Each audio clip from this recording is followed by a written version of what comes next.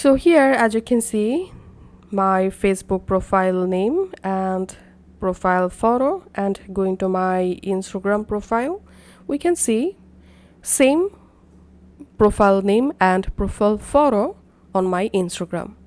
So currently I'm syncing my Instagram name and profile photo from my Facebook, and here's how to stop syncing.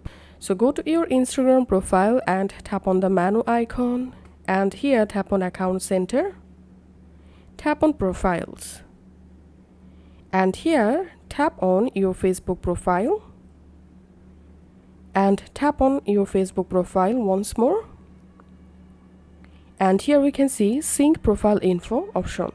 Use the same profile info on this account and your other profile. So all you have to need to stop syncing profile picture and name, turn off this option, tap on stop syncing, and that's it.